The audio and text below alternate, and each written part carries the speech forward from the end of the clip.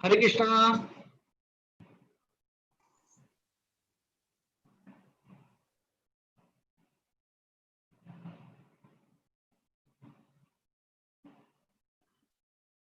Hare Krishna devotees. Hare Do you hear me? Yes, Prabhuji. Yes, we can hear you.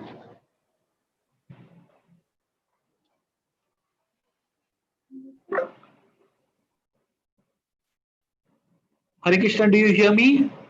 Yes, Prabhuji, we can Yes, hear. Prabhuji, we can hear. Good. Thank you.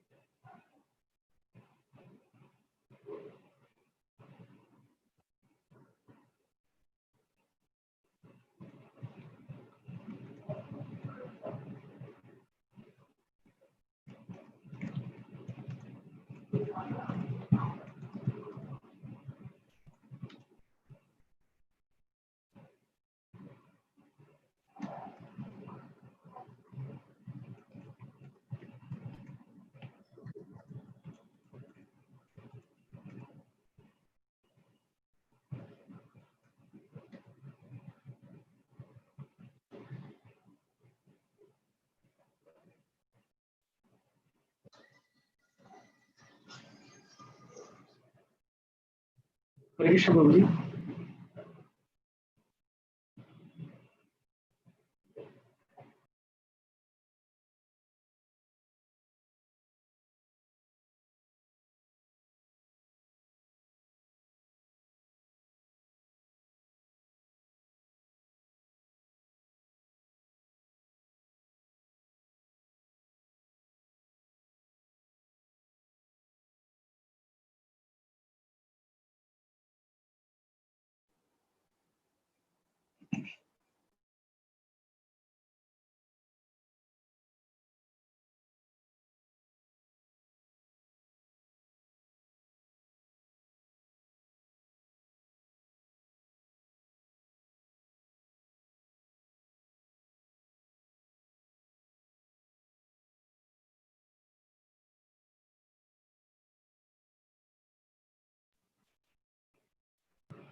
Okay, Hare Krishna, dear devotees. Now you need to tell me what was the last shloka that we did.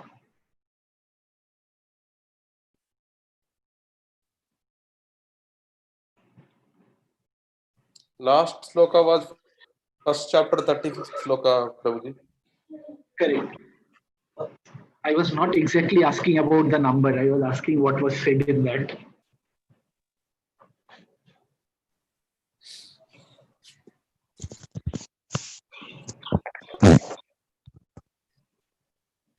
Don't remember.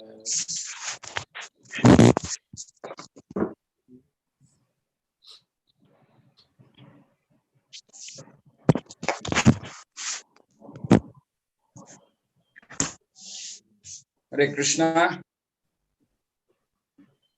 Hare Krishna, Prabhuji. Are you ready to go? Yes, Prabhuji.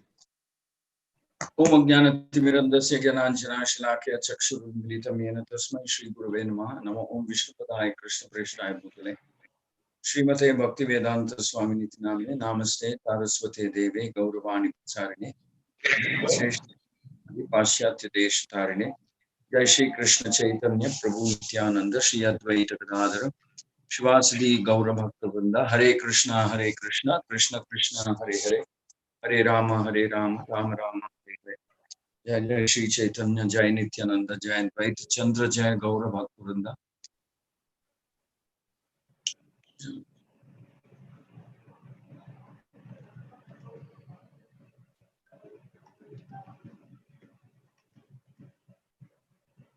Shri Gidari Shri Chaitanya Mahaprabhu Shri Sarva Vigna Vinash Bhaktots Narsimha Dev Bhagwan Ki Jai Harinam Sankirtan Mahayatma Ki Jai Nitai Go Prema Mukam Karoti Vachalam Pangum Langayate Kirimit Prapatamaham Vande Shri Guru Diktarinam Paramananda Madhavam Shri Chaitanya Ishwaram. Hare Krishna. So very happy to be with you all here again Sunday evening. I hope you had a nice week. So officially, I think we are entering into a new phase from today. At least the good news is that the temples are being opened up, given permission to open up. So we're very happy about it. Officially, we can now allow people to come in and have darshan and maybe attend a kirtan or something. But of course, there are some restrictions to be followed. So we're gearing ourselves up for that. So it's been a long wait, more than 2 months during this coronavirus lockdown period.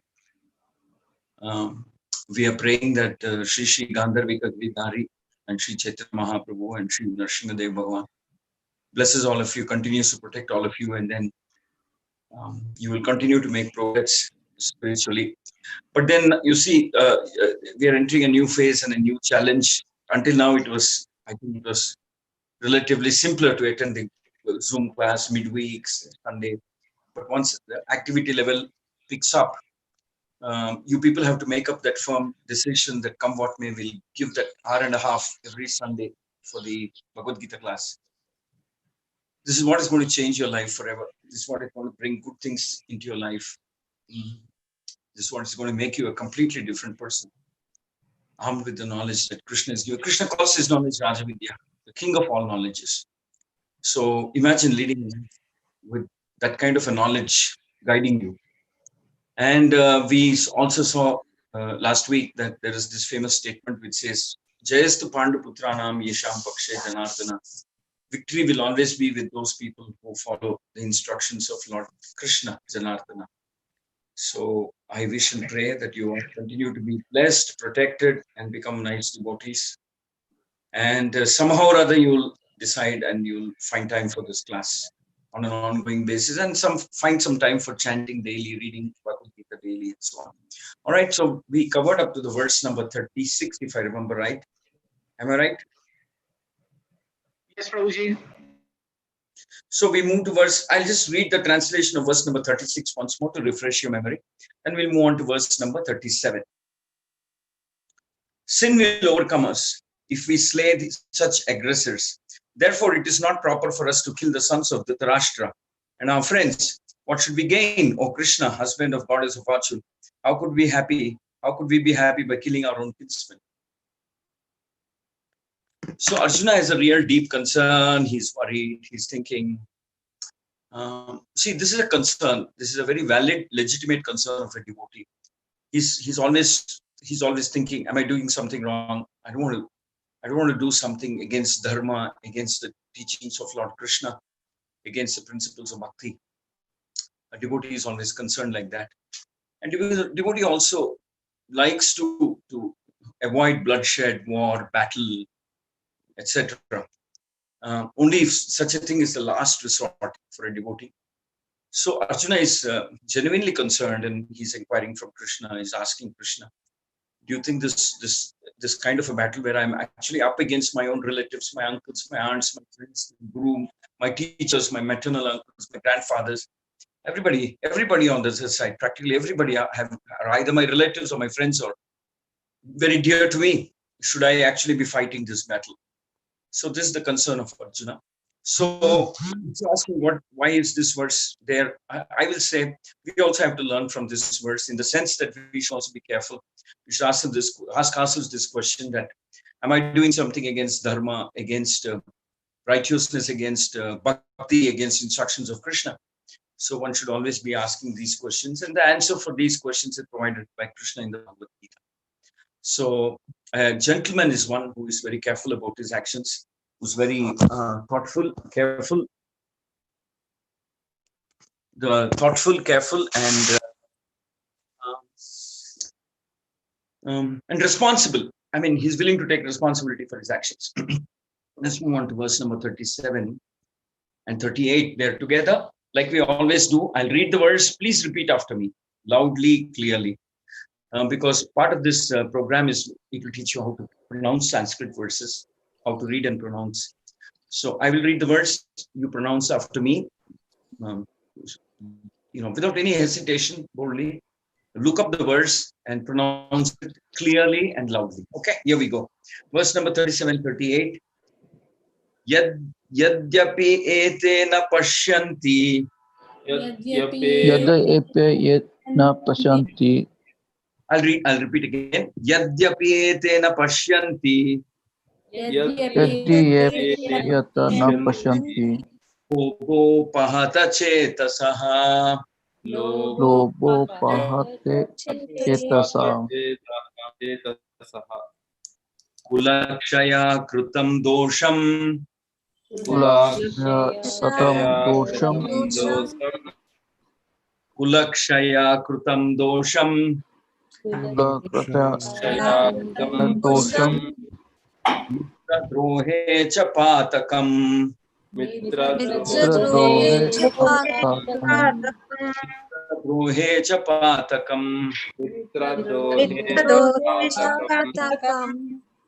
Katam nageyam asmabhi.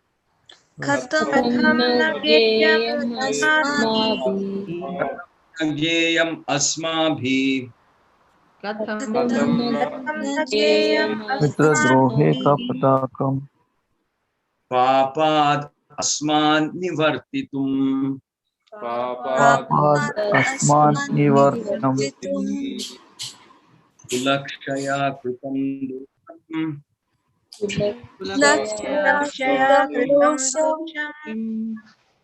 Prapasyad bhir janardana.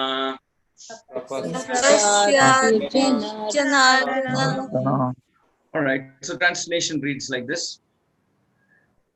O Janardana, although these men, their hearts overtaken by greed, see no fault in killing one's family or quarreling with friends, why should we, who can see the crime in destroying a family, engage in these acts of sin?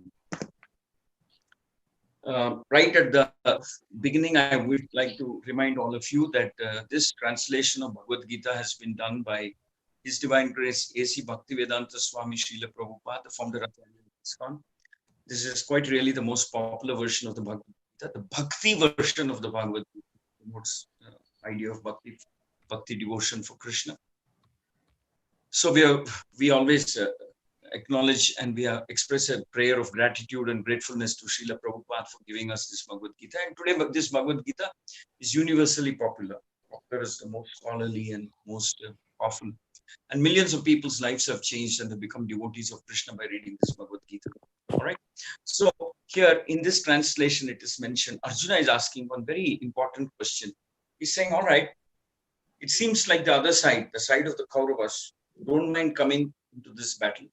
They don't mind fighting with us. They don't mind killing us for a piece of land, for a kingdom. And to kill our own kinsmen, our own relatives, friends, teachers, fathers, grandfathers, uncles, is very sinful. But I'm surprised that they don't seem to have any hesitation. They've come here and they seem to be ready for a battle. They're impatient for the battle to begin. I'm surprised about it. Though they know, I'm sure they must be knowing that this is sinful. They can't kill their own kinsmen. They can't kill. Actually, my duty is to protect my family. Just as much as it's Arjuna's duty to protect his family, extended family. Extended family includes the Kauravas. It is also the duty of the Kauravas to protect Pandavas because they're extended family, they're cousins. But Arjuna says, I'm surprised that they have disregarded all that and they're ready, sitting here ready, absolutely ready and willing to go to battle against us, though they know it's pretty sinful. So here actually Arjuna is pointing out, he's just pointing out that maybe it appears like the Kauravas are off the track, completely off the track. They seem to be influenced by some external forces that they are so ready even to commit sinful activities of such as fighting and killing their own relatives. They should actually be protecting for a piece of land, for a piece of kingdom.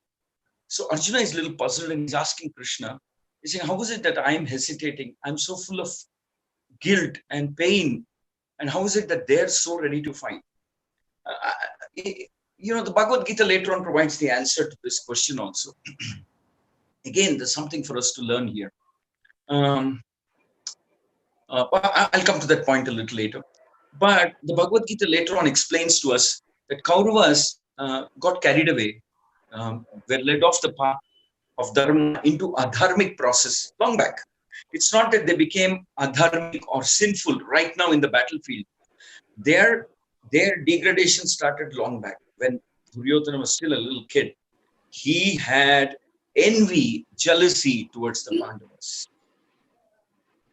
So it is this envy and jealousy which began as a small seed when Duryodhana was small, which has grown into a massive deceit, massive degradation on the part of Kauravas, that all of them are ready to fight the Pandavas. Now, the other interesting thing is that, or rather tragic thing is that, we can see that if we put Kauravas and Pandavas on a balance and you weigh them, it's the Pandavas who come out as the more just, fair, honest, dharmic, and devoted people. And it's the Kauravas who are more sinful, who are more devious, who are more off the path of dharma. But here today we see that it's the Kauravas who are very eager for the battle, eager to pounce on the Pandavas and probably try and destroy them or try and steal that kingdom. Or they've already stolen it, keep that stolen kingdom. So this is the influence of envy. Actually, in the Mahabharata, it is said that this also could be the influence of associating with people who are very envious and jealous. And primary among them was Shakuni. So it's a good lesson for us. This envy, jealousy business can actually degrade us very quickly without our knowledge. It begins as a small seed, then grows on to become very strong, big, bitter tree, and later on we can't do anything about it. It's about character. So one has to be very careful and thoughtful when we associate with an envious person. So Arjuna is surprised and he's asking this question to Krishna: how come they're so ready for a battle? When deep inside my heart, I'm feeling so hesitant that my arms are shaking, my legs are quivering. My voice is choking. I have tears in my eyes. I'm confused. And maybe I'm feeling it's not even fight this battle. How is it that they're so eager and anxious? This is the result of having an envious person as your friend and well-wisher. Okay. So one has to watch out for that if one has to be protected from going away into adharmic life. Okay. Now let's take a look at verse number 39. Here we go. Are you all ready? I will chant the verse. Please repeat after me. Verse number 39. Are you all ready? Yes, sir.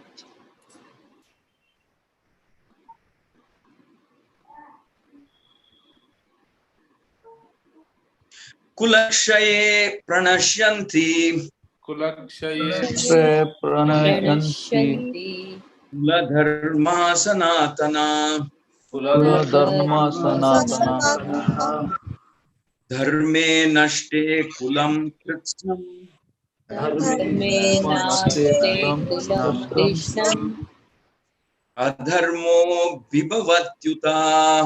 Adharmo Dharmo Vibhavata. Vibhavata. This word kulakshaye comes a few times here. It comes twice in the text number 37 and 38. And then again, it comes in the text number 39. Kulakshaye means in the destruction of a dynasty. Kulakshaye. Kula means dynasty, family. Kshaya means destruction.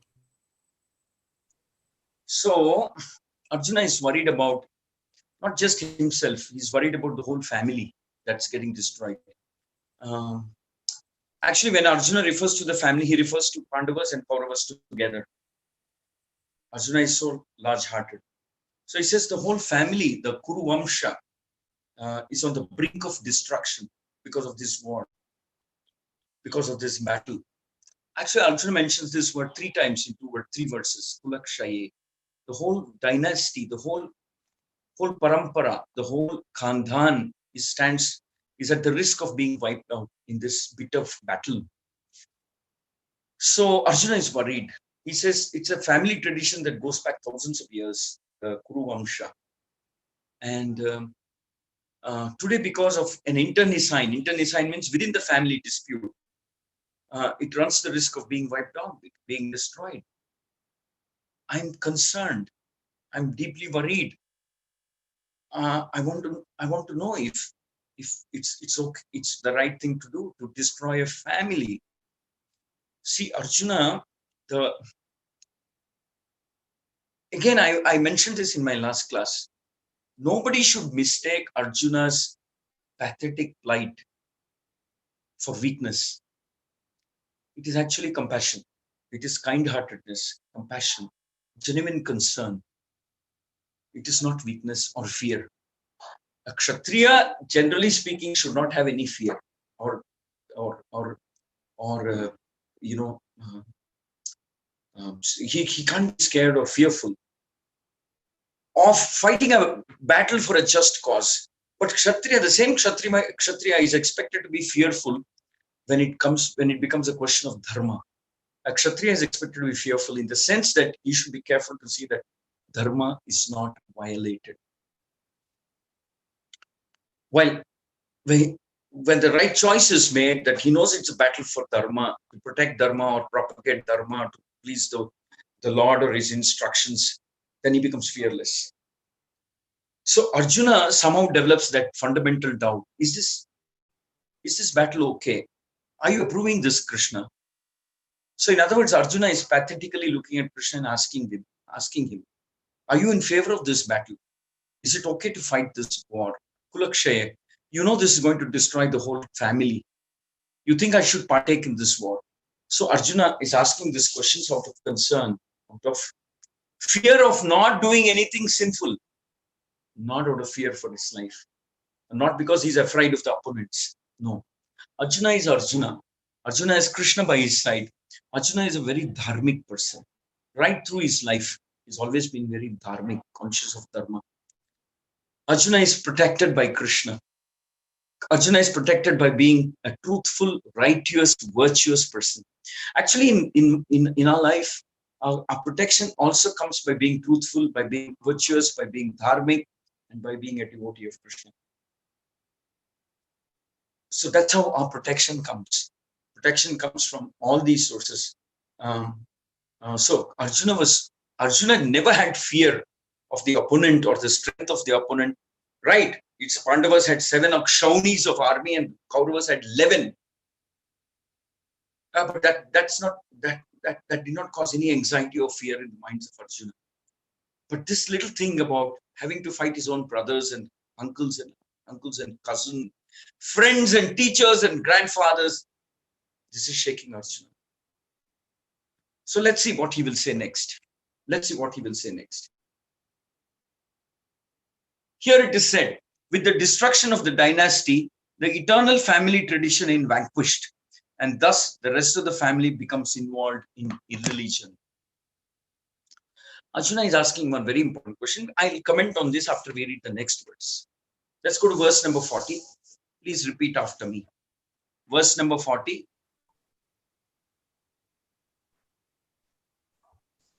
Adharma bhibavat Krishna. Adharma bhibavat Krishna. Here, carefully repeat loudly. Adharma bhibavat Krishna. Adharma bhibavat Krishna. Pradyushyanti kulastriyaha. Pradushyanti kulastriyaha. Vishu dushta suvarshneya. Sri Jayate Varna Shankaraha.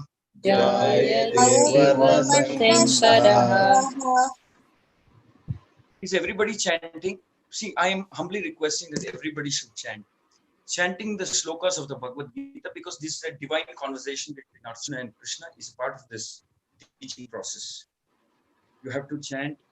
Actually, after a couple of more classes, maybe in the next class onwards, I'll make you repeat the translation also. The verse and the translation has to be repeated. The verse is spoken by Krishna or Arjuna. Translation is written by our Acharya Srila Prabhupada. Both are very powerful to read and repeat. So I'm requesting, because I don't hear so much loudly. I want every one of you to chant. Actually, you should become expert at chanting the verses of Bhagavad Gita. Then later on, after Bhagavad Gita is done, we go on to another book called Srimad Bhagavatam. This is a lifetime of learning, exciting learning. And then we go on to maybe the Ramayana or the Mahabharata, the Chaitanya Charita. There's so many amazing books waiting for all of us to be waiting for all of us. And every verse, every word of these books have some amazing instructions for us. Like, for example, if you take Ramayana, for instance, or the Mahabharata, there's so much to learn, or the Srimad Bhagavatam. So part of this whole exercise is to preserve Sanskrit language. We should be able to at least pronounce those words, read that lipi and pronounce those words. This way we are also contributing to preserving our culture, our heritage, our traditions, and keeping the very rich and beautiful language of Sanskrit alive. So I would like all of you to chant this verse. Can I read it again? And whoever is hesitating, please don't hesitate. Just go ahead and try and chant. Okay, shall I read that verse 40 again? Yes. And please, Yes, every one of you, Yes, unhesitating. Adharma Bhibavat Krishna. Adharma Bhibavat Krishna. Pradushyanti Kulastriyaha. Strishu Dushtasu Vatneya.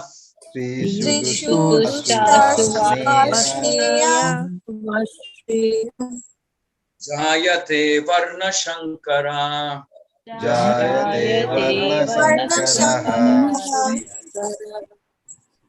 So I'll read the translation. When in religion is prominent in the family, O Krishna, the women of the family are polluted.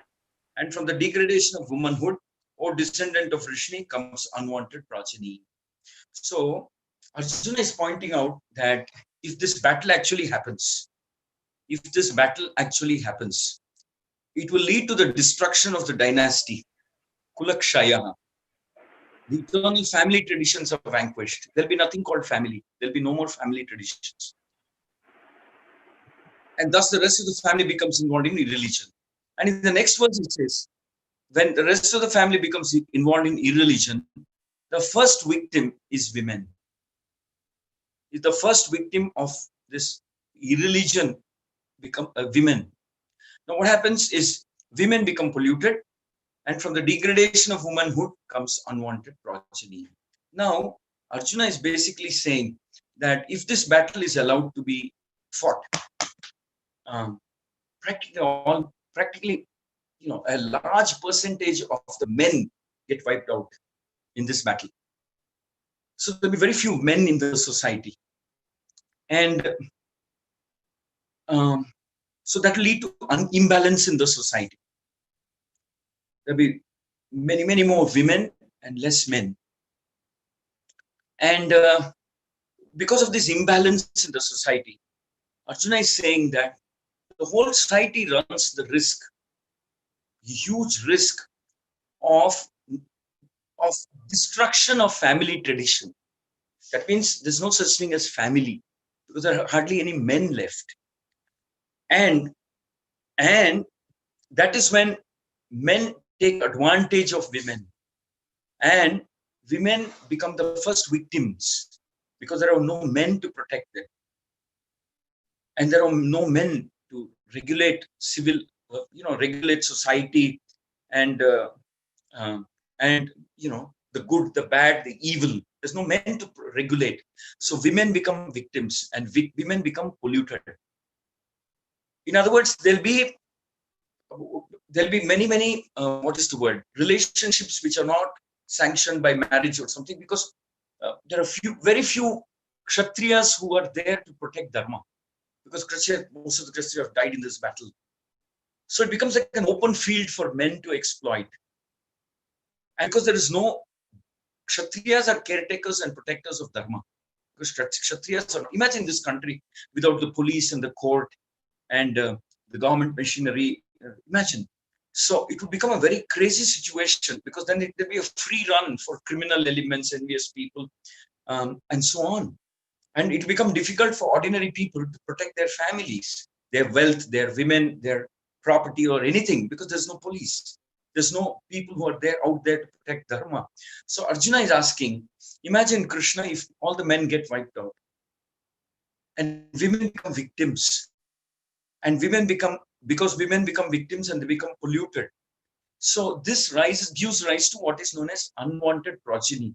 That means the children who are born out of such exploitation of women, not born out of normal, wedded families, married families. They're born out of this, outside of normal, married, Vedic, cultural families, cultured families. Such children are called Varna Shankara.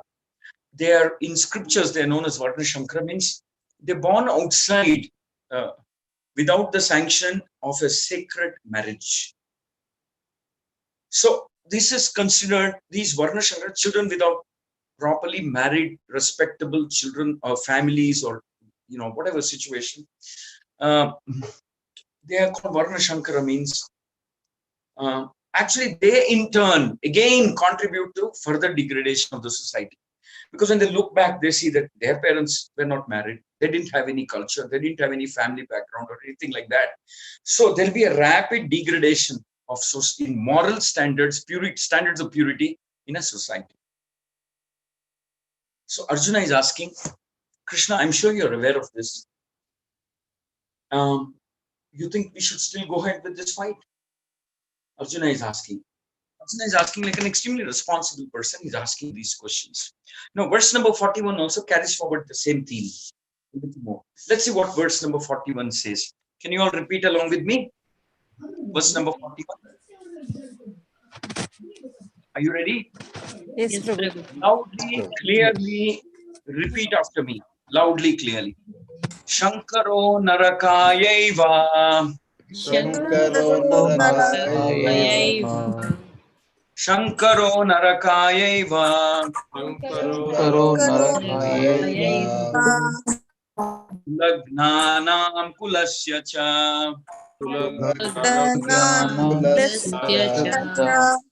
Again, I'm requesting, can I request everybody who's on this class today, please chant the verses.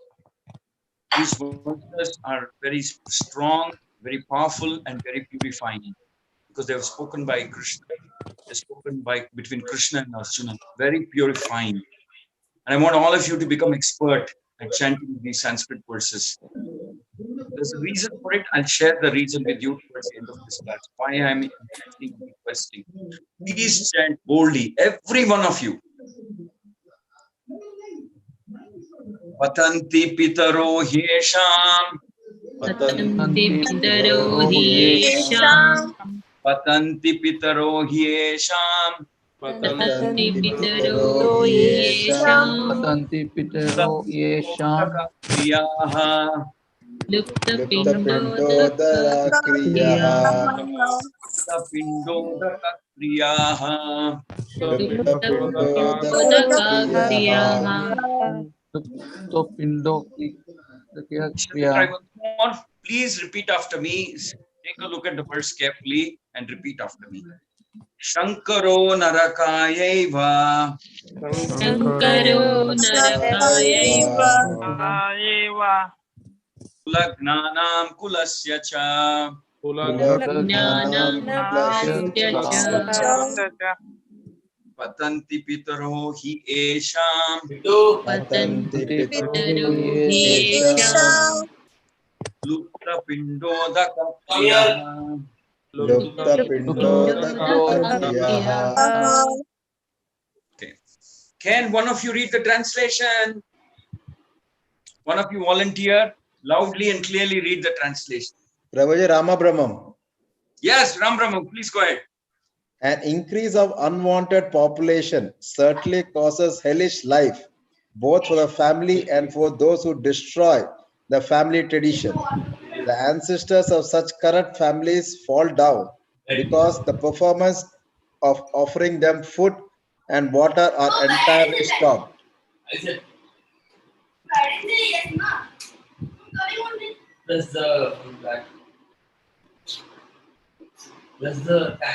Arjuna is pointing out another problem that could arise.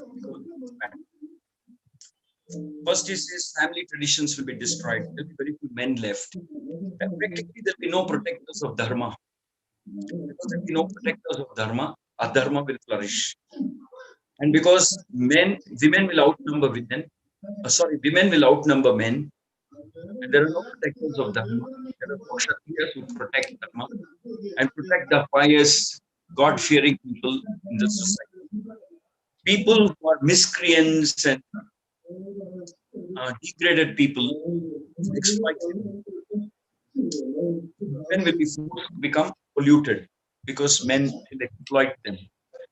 And the children born out of such exploitation of women, unholy, harmful exploitation of women, are called Varna Shankara because they don't have proper parents. Their parents are not properly wedded parents. And that Varna Shankara, that means unwanted progeny. Nobody wants them. Nobody knows what to do with them. Actually, in the West, we have such problems, serious problems, because they don't understand that the smallest unit of the society is the family. And in the family, there has to be trust, there has to be mutual dependability, mutual trust, mutual, shall I say, give and take, mutual support structure. Sometimes the wife is sick and the husband takes care. Sometimes the husband is sick, the wife takes care. So it's the smallest unit of a civilized human society. Imagine life without a family. So that's what's happening in the West. So hence the children that come out of that kind of a degraded society, such as in the West, are prone to depression, manic behavior. They become maniac. They become troubled teenagers. They have many disorders, behavioral disorders. Sometimes they tend to become violent. Sometimes they become very abusive. They abuse and exploit, violent, and so on. So that's the kind of problem that we are facing in the Western societies. Fortunately, in India, at least some traces of family life is still there. We should do what we can to preserve and protect it. Because imagine you come home in the evening, you don't know if that person that you're living with is still there, not there. You can't, there's no husband-wife relationship. He or she may just walk out. And if at all they decide to have children, after the child grows up to a particular age, they're very anxious to dispose the child off. They get out of this house. We don't want to see you also. So the child will feel completely neglected and unwanted. Even when he's alive, he has nobody who shares love and affection with him. So the whole society gets completely degraded. Arjuna is pointing one more problem. When society is like this, nobody does pinda. Pinda means offering food grains for our forefathers in what is known as the Pitruloka. Now, the moment this offering pinda stops, the people in the Pitruloka start suffering. And they also become a disturbance because they're not getting pinda. They're not getting their offerings from their progeny, from their children, grandchildren, etc. So it's a serious thing. In India, people who follow Vedic culture know that the anniversary of their father, grandfather passing away, they necessarily go to a temple and do some dhan or do some pinda dhan, or go to a goshala and offer some seva there, remember their forefathers. And if somebody is having that facility, they even call a priest home and then do some ceremony of remembering their Pitrus, forefathers. Arjuna says, this guy doesn't even have parents. Why will he think about his grandparents and their great-grandparents? Imagine what happened to this society if this all-important activity of offering pinda is stopped. The ancestors of such corrupt families fall down. That means even the ancestors, the effect of this war that is ready to happen in Kurukshetra can be felt in future among the new generation that will be born. It can also be felt among the Pitrus, the forefathers. They will also fall down. Arjuna says this is catastrophe. This is tsunami of the whole social structure. It will get wiped out. Do you want me to fight this battle? That's his agony. He's agonizing with great pain and sympathy and compassion. He's looking at Krishna and searching for answers.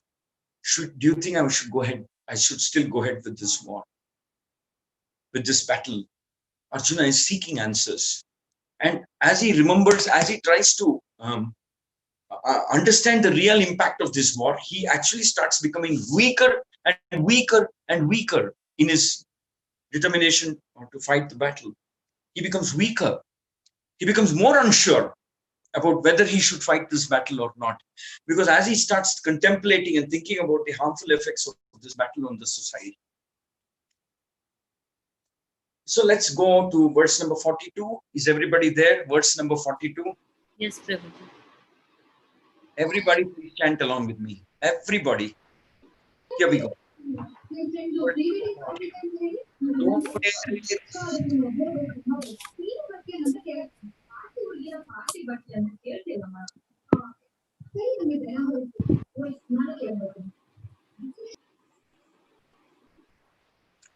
Amkrupa சொல்லுங்க.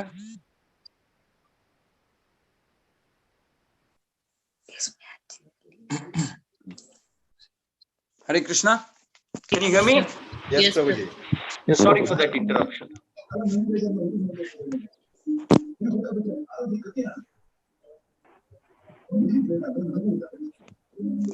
Sorry for that interruption. Let's carry on with it.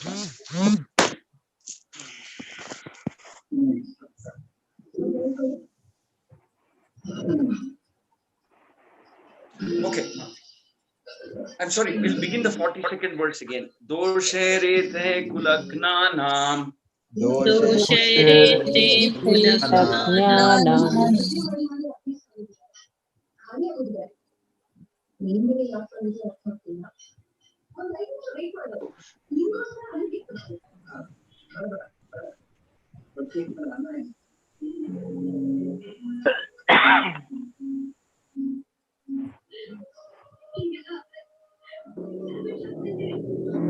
Varnashankarakaihi. Varnashankarakaihi.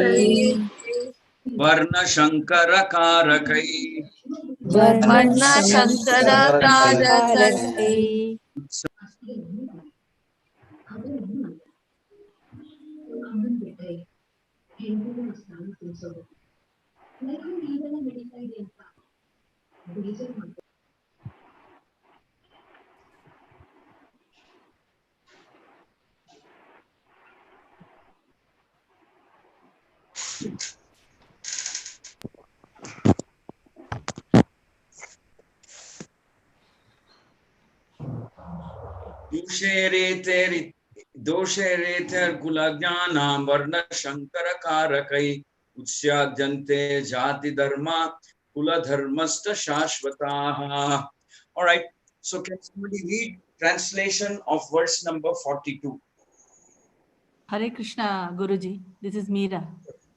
Who is this? Meera. Yeah, please carry on, Meera. Community projects. No.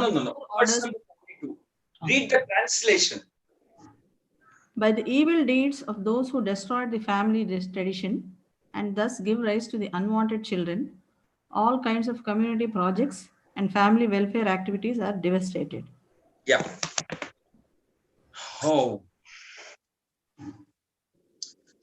Arjuna is also bemoaning. He's saying it's not just that the Pitrus from the heavenly planets will have difficulty when no Pindadan is done.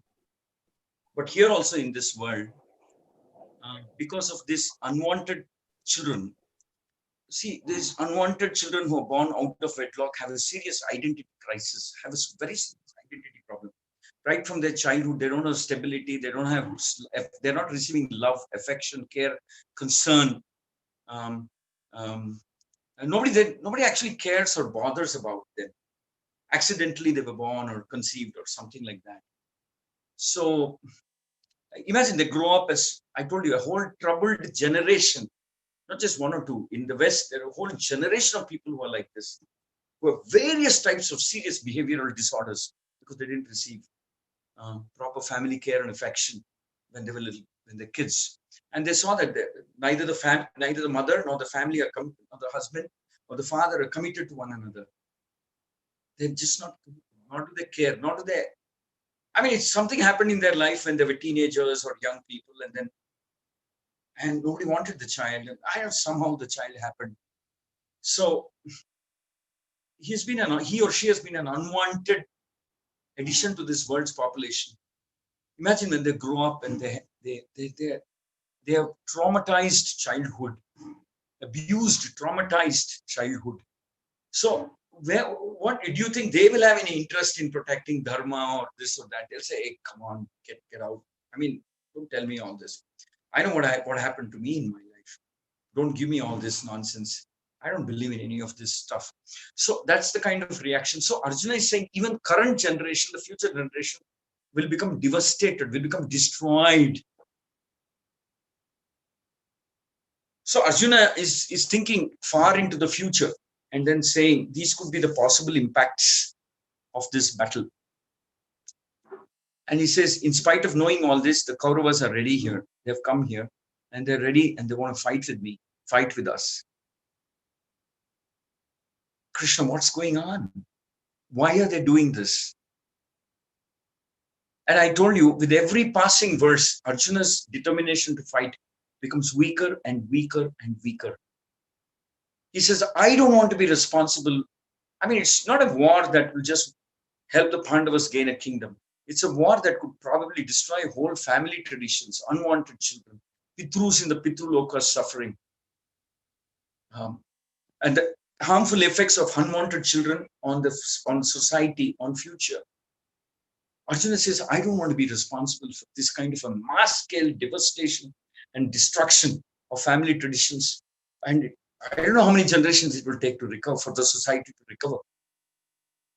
Like they're saying, we don't know how long it will take for the society to recover from the harmful effects of coronavirus. So similarly, Arjuna is saying, I don't know how long it will take. I don't want to be responsible for this. I don't want people to record in history saying Arjuna fought this battle. Like that, Arjuna, this. But actually, don't. Later on, of course, Krishna will convince Arjuna that, hey, listen, that's not the way to analyze things. It'll be pretty interesting to see how Krishna will start analyzing things. And Krishna tells Arjuna later on that, hey, no, this is not about Kauravas and Pandavas and who will get the kingdom. This is something else. This is a battle between dharma and adharma. And dharma has to win. So that starts from second chapter when Krishna starts speaking. Actually, the interesting thing is in the first chapter, Krishna doesn't utter even a single word. It's Arjuna and Sanjaya and Dhritarashtra. Krishna doesn't speak at all. He's just with a smile on his face is observing Arjuna and laughing. He says, all right, so I have some talking to do. Let me do it. All right, so we go to verse number 43. Utsanna kula dharmanam. Utsanna kula Manam. Utsanna kula dharmanam. Utsanna kula dharmanam. Manushyanam janardana. Manushyanam janardana. Janam janardana. Manushyanam janardana. Narake niyatam vaso. Narake niyatam vaso. Narake niyatam vaso. Narake niyatam vaso. Titi anushrama. Bhaviti anushrama. Anushruma. Bhavati anushrama. All right, is someone ready to read the translation? Gita and Ram Brahmam did anybody else. Guruji, Loudly this is Pushpa. translate. Please go ahead. O Krishna, maintainer of people, I have here my disciple succession that those who family traditions are destroyed dwell always in hell. Arjuna is asking another question to Krishna. He says, I have heard that anybody responsible for destroying family tradition will go to hell and reside there forever. He will go to hell and reside there eternally. Actually, we should be very careful in this material world. We may sometimes, out of weakness, out of moment of weakness, we may also sometimes be tempted to do something which is against dharma, for some monetary gain, or something like that, for some money, for property, for something, for promotion, this or that, whatever. We may also be tempted to do something which is adharmic, in order to gain something materially. But here Arjuna is pointing out, if I were to do such a thing, then I will reside in hell eternally.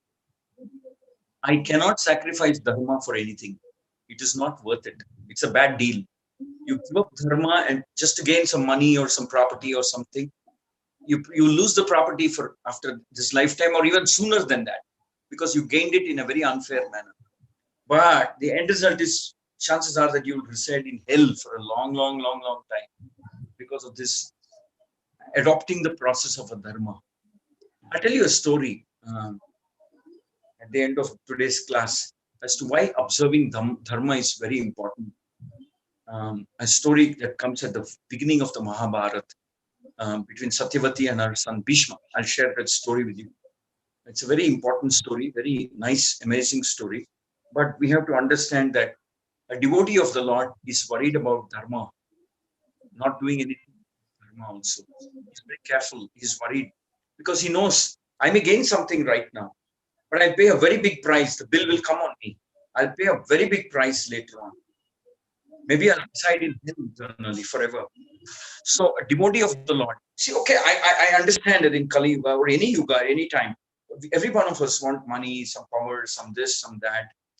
I mean, practically many people, all of us want something like that. But the right way to get it is by sticking to dharmic process, sticking to dharma. Just as it is mentioned in the Bhagavad Gita first chapter, Jayastu Pandu Putranam Yesham Pakshe Janardana.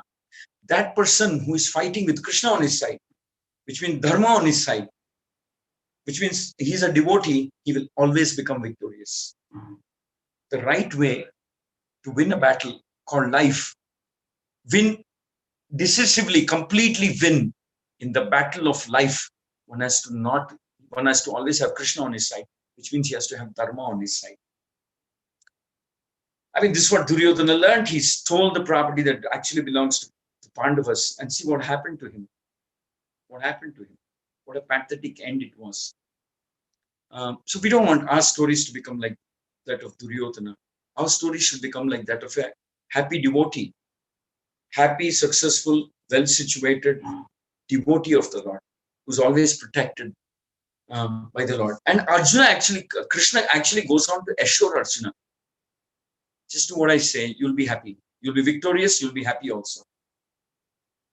So we should develop that faith. If you ask me, one of the purposes of this class is to see that you develop faith in what is known as the Yuga Dharma. Kali Yuga, the Yuga Dharma is to chant the names of Krishna. Hare Krishna, Krishna Krishna, Hare Hare. Hare Rama, Rama Rama, Hare Hare.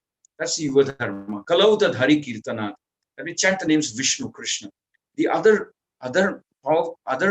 process that is recommended in Kali Yuga is to chant the names of Krishna, read the Bhagavad Gita, Bhagavatam, and try and follow the instructions of Krishna in our lives. The other powerful instruction for this age is to associate with devotees who have similar thought process, who also want to surrender and serve Krishna. So that is also one important instruction. And finally, of course, the most important instruction is to understand the teachings of Krishna and follow in his teachings in such a manner that Krishna will become obliged to protect us. Krishna will become obliged to protect us. So that is also one important instruction. So these are the instructions we learn out of this verse, out of this first chapter. So Arjuna is saying, I've heard that if I were to fight a battle like this and destroy family traditions, that there is a risk that I will go to hell and stay there eternally. I don't want to do that. I don't want to be responsible for destroying family traditions. That's what Arjuna says. All right. So let's go to verse number 44. Is everybody ready? Yes, Prabhuji. All right, we'll take a short break. Any questions or comment so far? Prabhuji, Hare Krishna, Prabhuji. Yeah, please go ahead, ma'am. I have a doubt. Yeah. According to Sanatana Dharma, we believe that soul, after it is liberated, it takes another human form or some other form. Yeah, you're right. So why do we have to offer this pinda when we know that the soul has already taken other form? So who is going to accept these offerings? Very good question. It said that for a certain period of time, after we leave this body, we enter what is known as Pitruloka, Okay. the Loka of the forefathers. Pitruloka. And in Pitruloka, if we have to get liberated from that Pitruloka, the scripture mentioned that you need to have children or progeny who will regularly, periodically offer Pindadan. And by your children being very righteous and nice devotees and serving the Lord and chanting, reading Bhagavad Gita and following Dharma, one day you become liberated from the Pitru Loka. Then you will also get another chance, another human life or whatever. No guarantee that you'll get human life. It could be in any of the 84 lakh species based on one's karma. But the point is that as soon as we die, it is said that we just, unless, I mean, the real pious people and devotees, they get into another form of life very quickly. But otherwise, they go into what is known as an intermediary transit, like Pitruloka. So if one needs to be liberated from Pitruloka, they need to have children who do Pindadan regularly. So Pindadan actually is for the benefit of Pitrus. Because there is a planet called Pitruloka. And when children stop doing Pindadan, then it is said, like it's mentioned in today's verses, that person will end up getting into serious difficulty, maybe starving or something like that. So some of our actions influence our past generations. Some of our actions influence our future generations. But it is said that when somebody becomes a devotee of the Lord, 7 generations in the past and 7 generations in future are blessed. And they're already liberated. They won't have to go through Loka. They get another form of life straight away. If one person in the family becomes a serious, strict, devotee of the Lord. Yes. So all these things are interrelated. You got it, Mataji? Yes, Prabhu. Yes. Any other question?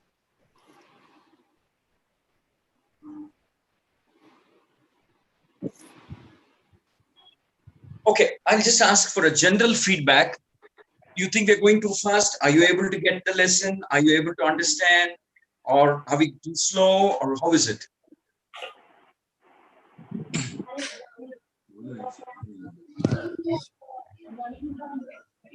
It's okay, Prabhuji. I think it's okay. No, the pace is fine, Prabhuji. Pace is fine? Yes, Yes, Prabhuji. You like chanting the shlokas? Yes, Prabhu. Yes, Prabhuji. Yes, Prabhuji, we are able to follow the shlokas also. Very nice. So, it's okay if Hare Krishna, Prabhuji, Dandavat Pranam. We are joining from Hyderabad, Prabhuji. Hey, happy to hear. Srinivas and his family? Yes, Prabhuji, Hare Dandavat Krishna, Pranam. Prabhu. You recognize Very us. happy We to are be so fortunate. Please accept our humble obeisances. Thank you, Srinivas, for joining me today. Yeah. Hare Krishna. So, anybody else joining for the first time? Can you just identify yourself? First time who has joined today?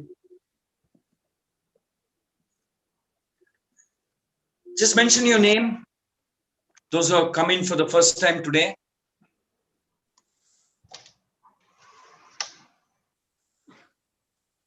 Don't hesitate. Just Hare Krishna. Hare Krishna Prabhuji. Here Yashi Mittal from Indore, joining for the first time. Where are you from? Indore. Oh, I see. What do you do? I am a chartered accountant. Oh, very nice. You practice there in Indore? Yes, yes. Very nice. Are you okay with the speed and what is being discussed? Yes. Are you okay, ma'am? Yes. Yes. Thank you very much. I hope you'll join us every week. Anybody else who's coming on for the first time? Anybody else? Nobody Hare else? Krishna. Just one new. Hare Krishna Prabhuji. Yes, Savita. Yeah. Oh, nice. Sabita ma'am. Where are you from? From Bangalore, madam. Sir. Ah, okay. So you're okay with the class, what you're hearing so far? Yes, sir. Thank you very much. So we'll proceed. We'll go to verse number 44. So I'll chant the verse. Please repeat after me. Aho bata mahat papam. Aho bata mahat papam. Aho bata mahat papam. Aho bata mahat papam. Kartum vyavasita vayam. Kartum vyavasita vayam. Kartum vyavasita vayam. Kartum vyavasita vayam. Yadraja sukhalena. Yadraja sukhalena. Yadraja sukhalobhena. Hantum swajanam udyataha. Antum swajanam udyataha. Hantum swajanam udyata. Antum swajanam udyataha. Can someone read the translation?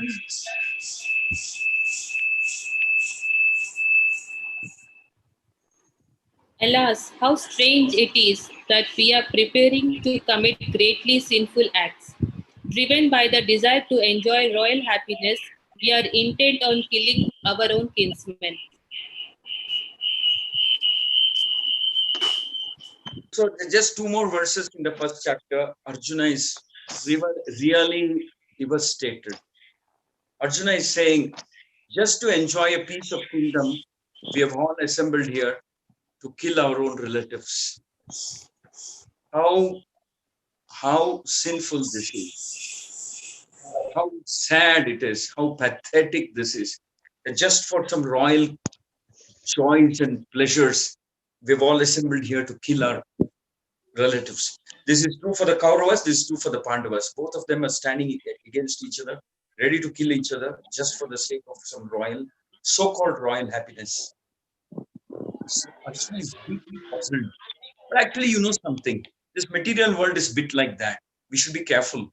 Material world can bewilder us also. Bewilder us, just as it bewilders many people. It bewilders us.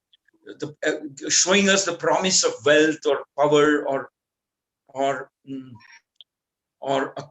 authority or fame or something. Material world will slowly try to trick us into taking the path of adharma. That's called Maya Shakti of the Lord. We should be very cautious and careful. Arjuna is saying, we have given up all such concerns that is it right or wrong, just to enjoy royal wealth and kingdom. We're standing against each other, wanting to kill each other. So Arjuna is asking this question to Krishna. But hold on. It may appear like we are convinced by Arjuna's pathetic dialogue so far, but wait till you hear Krishna. Wait till you hear. Answers are so correct, are so perfect, are so complete that Krishna starts speaking only in the second chapter. And from next class onwards, we'll be dealing with the second chapter. Actually, second chapter is one of the most important chapters of the Bhagavad Gita. It's called the contents of Gita summarized. The entire teachings of the Bhagavad Gita are summarized into one chapter called second chapter. And then it is in detail explained in subsequent chapters. So when Krishna starts speaking, then you'll start looking at the whole battle of Kurukshetra from a different perspective, from a completely different perspective. I don't want to go into that now. Let that stay when we start the next class. When we go into the next class, the coming Sunday, you'll start hearing the first few verses that Krishna speaks. So Krishna, when Krishna speaks, everybody listens. When Krishna speaks, all questions are answered. When Krishna speaks, all problems are solved.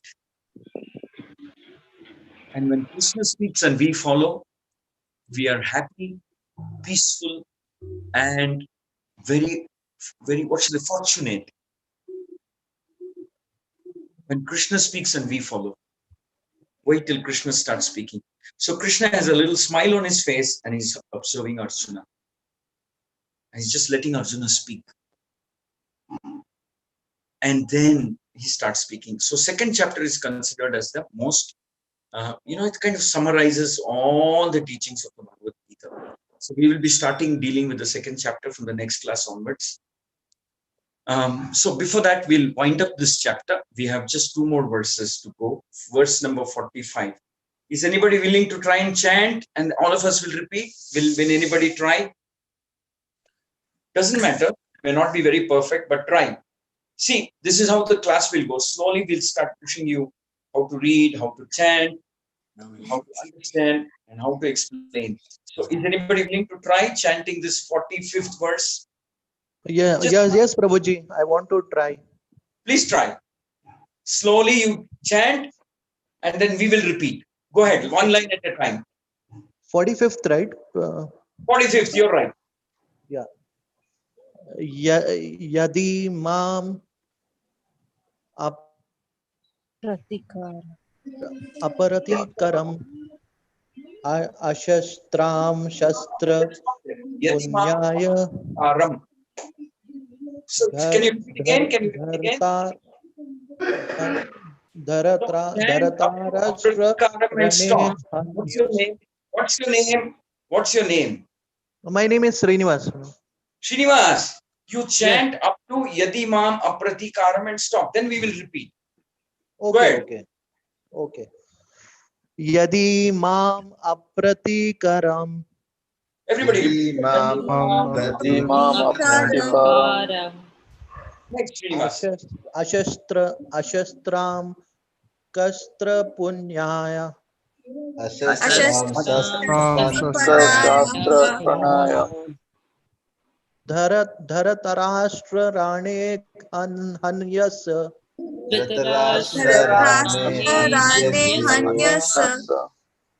Tanme shemataram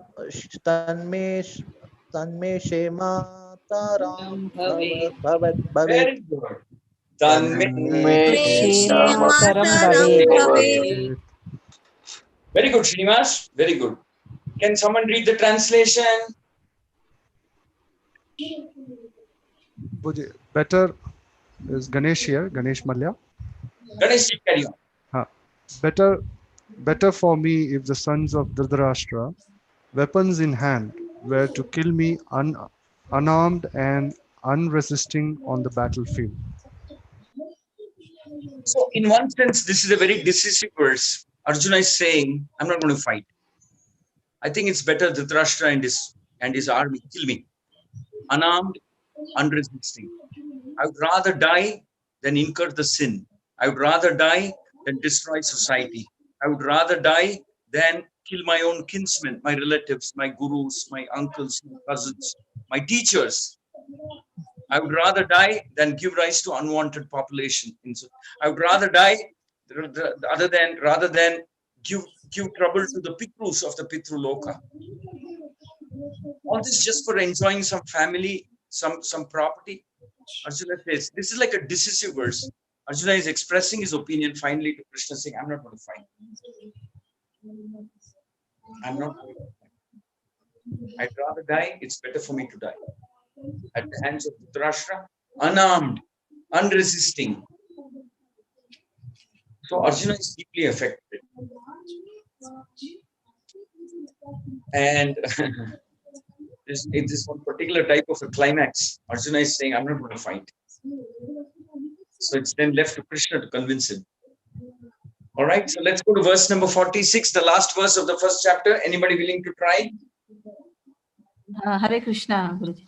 Please go ahead. What's your name, man? Meera. Meera, please go ahead. Mataji. Sanjayo vacha.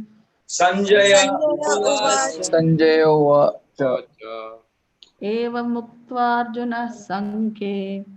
Evam Utvarjuna Sankhe. Ratopastita Upavishat. Ratopastita Upavishat. Prisujya Sasharam Chapam. Visrujya Chapam. Toka Samvigna Manasaha.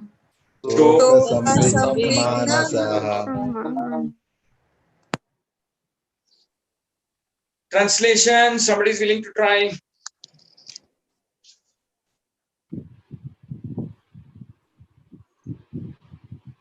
Go ahead. Anybody? Sanjaya said, Arjuna, having thus spoken on the battlefield, cast aside his bow and arrows and sat down on the chariot, his mind overwhelmed with grief. So, like I said, having said this to Krishna, he leaves away. He releases his Gandiva bow from his hand, sits down in the rath, overcome by grief. Grief means sorrow. Clearly telling Krishna that he doesn't want to fight this battle. He doesn't want to fight this battle. So this marks the end of chapter 1. And this is the first milestone in the journey of discovery of Bhagavad Gita. There are 18 milestones, 18 chapters.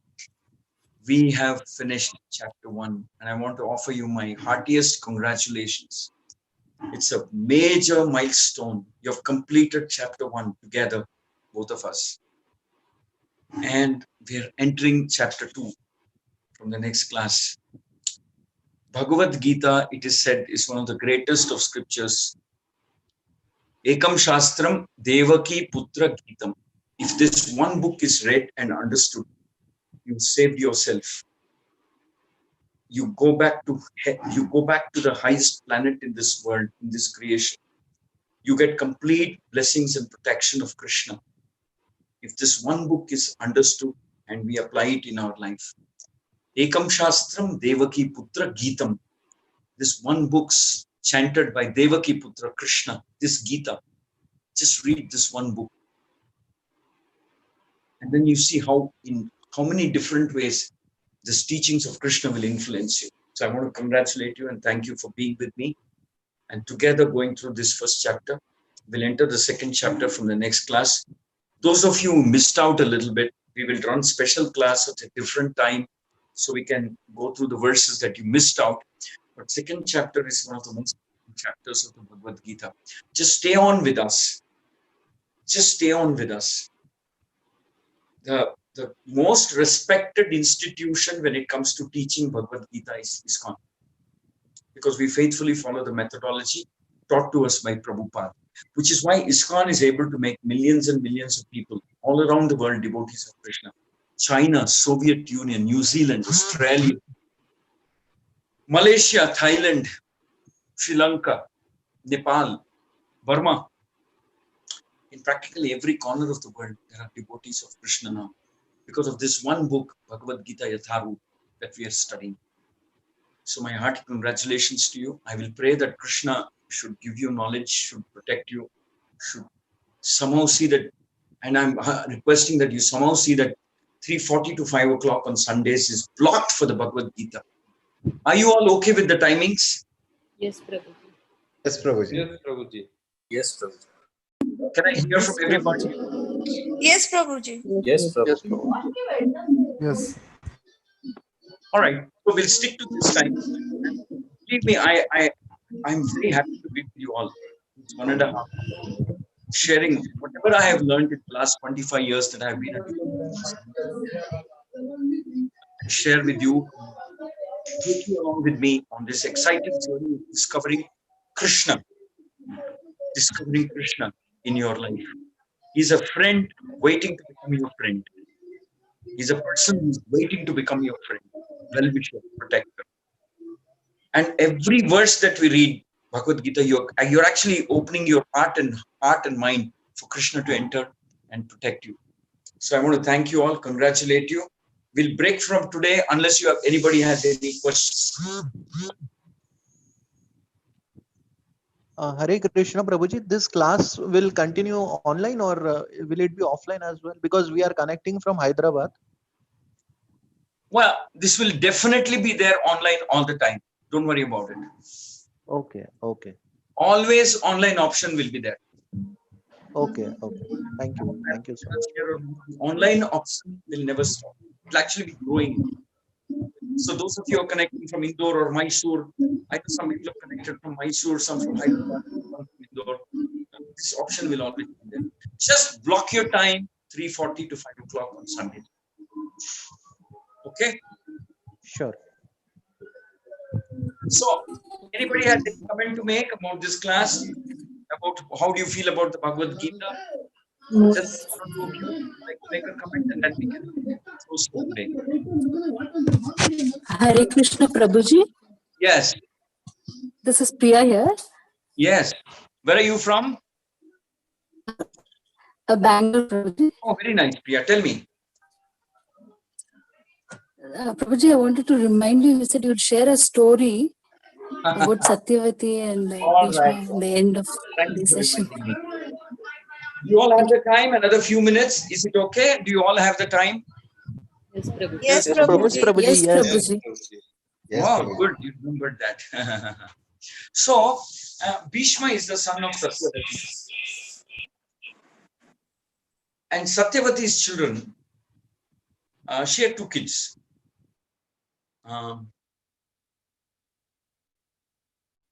Chitrangada and Vichitravirya. You're right. Satyavati had 2 children, Chitrangada and Vichitravirya. Chitrangada died without any children. And Vichitravirya also died mysteriously without any children. And,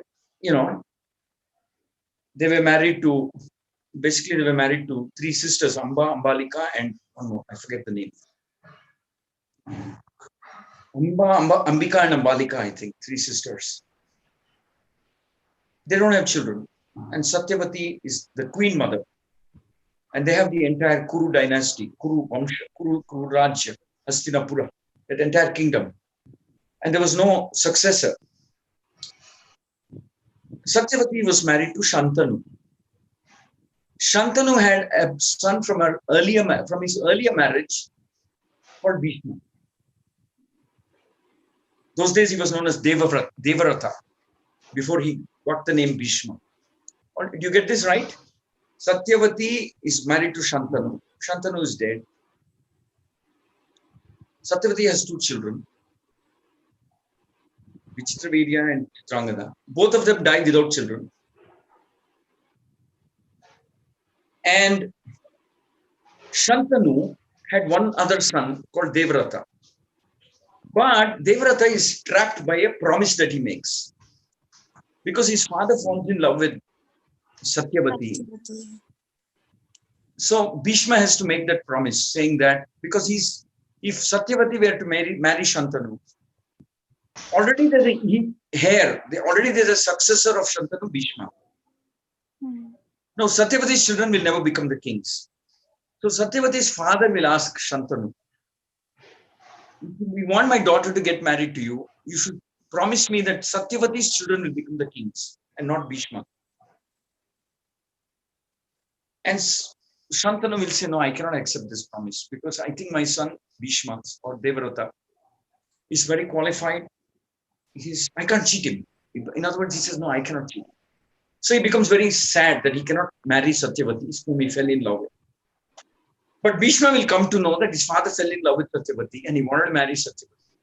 And he couldn't marry Satyavati because Satyavati's father asked that the children born of Satyavati should become the kings, which means he will lose the right towards the kingdom. And then what does Bhishma do? He does something very unique, which is why he is called Bhishma. He goes to Satyavati's father, a fisherman. He goes to Satyavati's father and he promises him, what do you want? My father wants to marry your daughter. What do you want? I want to make that happen. Then the fisherman will be very surprised that the prince has come to meet him. He said, listen, see, I don't want to offend you or whatever it is, but I don't want the children of my daughter to become useless and have no right to the throne. Simple as that. The children born from Satyavati should become the king and not you. Though you're the elder son of the father, though you're elder son, you can't be the king. The children born of Satyavati should become the king. And Bhishma will say, all right, I won't become the king. I'll give up my right to become the king. Satyavati's children can become the kings. I hereby declare that I'm giving up my right to become the king. I'll never become the king. On the other hand, I'll protect whoever is the king. I'll become their guardian protector. Then the fisherman will ask, that's all right, you won't become the king. But what if you get married and you have children? After Satyavati's children, then your children will say, we will become the kings. I don't want competition for Satyavati, her children or grandchildren. I'm very clear. I don't want competition either for Satyavati's children or grandchildren also. Bhishma will say, all right, then I won't even marry. I will never have children. I'll stay as a brahmachari all my life. I won't sit on the throne, nor will I have children. I mean, sometimes you can beget children without marrying. Bhishma will say, I will never beget children. I'll stay as a brahmachari all my life. Then Satyavati's father becomes very happy. He looks at Bhishma and says, wow, pretty good son. You're a very worthy son. And then Satyavati gets married to Shantanu. And they have two children, Vichitravirya and Chitrangada. And Shantanu passes away.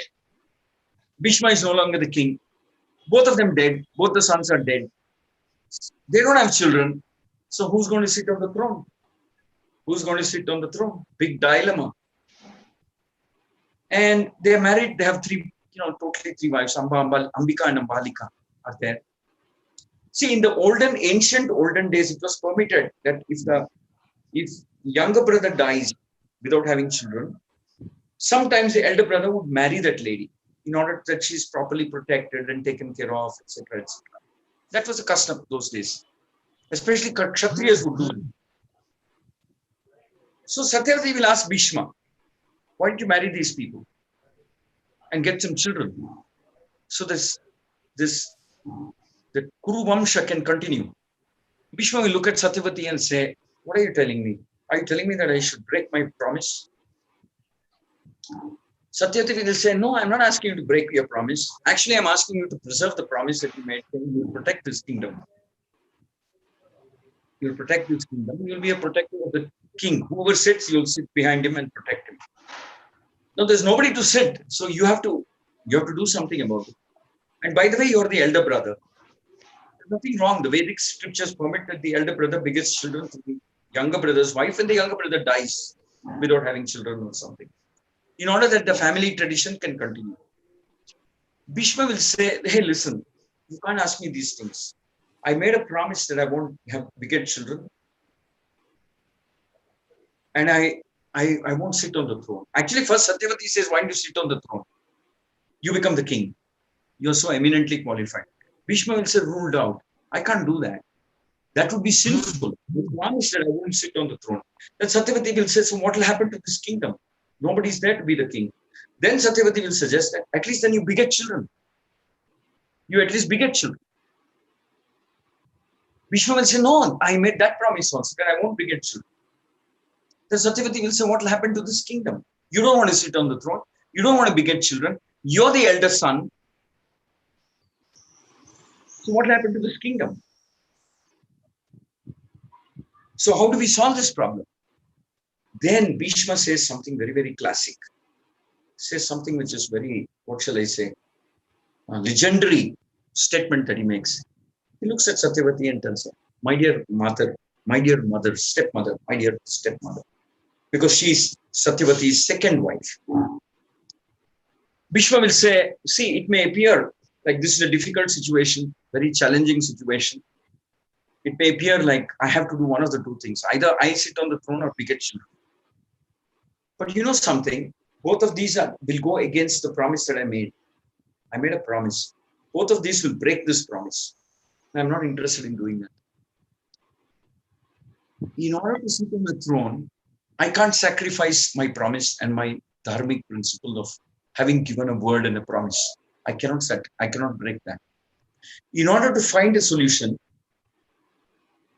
I should never look at trying to break dharma, no matter how difficult or challenging the situation is. So in other words, Bhishma says, breaking dharma is not a solution. Bhishma wants to. He says, it may appear now like that's the only way out. I should sit on the throne or I should get children. But I can warn you that if we compromise on dharma, actually this won't become a solution. This will be the birth of a new problem. A new, more critical, more dangerous problem.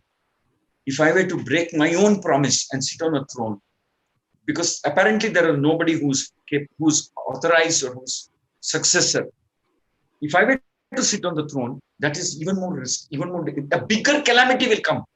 So if I were to compromise on dharma, if I were to give up dharma, if I make compromises, if I make adjustment, if I tweak the dharma, if I give up my own promises, just because it seems like there is no solution, it seems like that is a bigger, that's the beginning of a bigger disaster, bigger problem, bigger crisis to this kingdom. I don't want to do it, and you should not ask me. You should not ask me to do this also. Then Satyavati will think. When I asked Bhishma, I knew that he won't accept it. He won't do. But I'm a desperate mother. I'm seeing this kingdom, such a huge, massive kingdom. No sons, no successors. So out of desperation, I asked him. But actually, I'm proud of Bhishma. Satyavati will say that he didn't deviate. He didn't get tempted. He didn't break his vow. He didn't break his promise. He stuck to dharma. He said, if I were to make compromises and adjustments, that is the beginning of a greater fall down, greater disaster for me, for you, and for this kingdom. Bhishma will warn Satyavati. So I wanted to mention this story just to give you all that confidence, that hope, that confidence, that faith, that strength that we follow dharma under any circumstances. Actually, for us, dharma means instructions of Krishna. Under any circumstances, we will follow dharma. We just to give you that faith and confidence and hope and that kind of a strength and determination that I will follow dharma, no matter how crazy the situation is. Because one who follows dharma, victory will follow him eventually. Victory will follow him. He doesn't have to go beyond victory. Victory will follow him. So I wanted to share this story with you so that you will develop. So the first step of dharma is to understand what is Krishna's instructions and try to understand and then try to follow. But let me tell you something. This is my request to you. If you all want to understand Krishna and his teachings and learn and get this determination, inspiration to follow, there's one thing I want all of you to do. Chant at least one round, many times the Hare Krishna Maha Mantra. Hare Krishna, Krishna Krishna, Hare Hare, Hare Rama, Rama Rama, Hare Hare. Can all of you chant one time? Hare Krishna, Krishna Krishna, Hare Hare, Hare Rama, Rama Rama, Hare Hare. Can you all chant together in 1 meter? I will chant once and then you follow me. I will go on chanting, catch up with me. Okay? We'll chant this mantra maybe 9 times, 10 times. Okay? Follow my speed, follow the pattern I'm chanting. Okay? Hare Krishna, Krishna Krishna, Hare Hare, Hare Rama, Rama Rama, Hare Hare. Okay? We'll start chanting together. Yes, Prabhu. Follow the speed, follow this meter. Hare Krishna, Hare Hare Krishna, Krishna, Hare Hare Krishna, Krishna, Krishna Krishna, Hare Hare Hare, Rama, Hare Rama, Hare Rama, Rama Rama. Please chant with the same speed. It has a very special effect when all of us chant with the same speed also. I'm starting again. Hare Krishna, Hare Krishna, Hare Krishna, Hare Hare Hare Hare, Krishna, Hare Rama, Hare Rama, Rama Rama, Hare Hare, Hare Krishna, Hare Krishna, Krishna, Krishna Krishna Krishna, Hare Hare Hare, Hare, Hare Hare Rama, Rama, Hare Hare Rama, Rama, Rama Rama Rama, Hare Hare Hare, Hare, Hare Hare Krishna, Krishna, Hare Hare Krishna, Krishna, Krishna, Krishna Krishna Krishna, Krishna, Hare Hare Hare, Hare, Hare Hare Rama, Hare Rama, Rama, Rama Rama Hare Hare, Hare Krishna, Hare Hare Krishna, Krishna, Krishna Krishna, Hare Hare, Hare Hare Rama, Hare Rama, Rama, Hare Rama, Rama Rama Hare Hare Hare. Hare. So to chant 108 times may take you about 8 minutes or so in the beginning, 8 or 8.5 minutes. As you chant little faster, then you can finish in 6.5 minutes. So can I make a request that all of you will chant one round of the Hare Krishna mantra every day, Yes, Prabhuji. Yes, Prabhu. sometime in the day, minimum one round. Those who are chanting, continue to chant more, but at least one round begin with. Okay. And then you read the chapter 1 and read the early first 10 slokas, 10 to 12 slokas of chapter 2. If there's something you don't understand, underline with a pencil. Be ready to ask questions in the next class. Okay, so we begin chapter 2 next week. Hare Krishna. Thank you very Hare much. Krishna. Have a great week. I have an Thank announcement. you. Thank you, Hare Prabhuji. Our Gita course coordinator will have a few words with you about how to prepare for the next class. Okay, thank you very much. Hare Krishna. Hare Krishna. Thank you. Hare Krishna. Thank you so much, Prabhu. Devotees, what we'll do is I'll send you a little questionnaire within the week. Please answer that and give it back to your facilitators. Okay? Okay. So it's basically on the first chapter. Some questions on the basics, and please answer them and reach out to your facilitators and submit it to them. Okay, Is it Prabhu. good? And the second thing is our next class will be next Saturday. Mamani Prabhu will be taking the class. So Saturdays and Sundays we will be having our classes. Saturdays will be Mamani Prabhu. Sunday will be Krishna Prabhu. Is it okay? Okay, Prabhu. Prabhuji, One request. where do we get the questionnaire? We'll send it through WhatsApp. Okay, Prabhuji. Okay, Hare Bhattaji. Krishna, Prabhuji, can you please add in that group, WhatsApp group? I'll do that. Prabhuji, I'm not added. Could you give your name and contact number in the chat? Yeah, we have already given. We have already provided given you. Okay, fine. We'll send it to. We'll add you to the group. That's fine. So Thank Prabhuji, you said that earlier actually you will send that notes which Mahamani Prabhu mentioned, no? Like which contains that partitions in different partitions of first chapter. Yes, I have. Mamani Prabhu hasn't. I haven't asked it from him as yet. So I'll ask it from him and I'll give it to you. Sure. That's not an issue. We'll do that. Thank you, Prabhu. Okay. Yeah. Okay. Any more questions? Concerns? Let me know. Go. Okay then. Hare Krishna. Hare Krishna, Prabhuji. Have a good Hare week. Krishna, Prabhuji. Have a good week. Bye bye. Chico.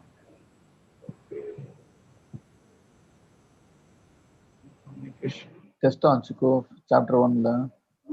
Test வைக்க போறோம் chapter 1. You better study well and ஒன்னும் இல்லை இது ஒண்டிதான் படிக்க போறோம்.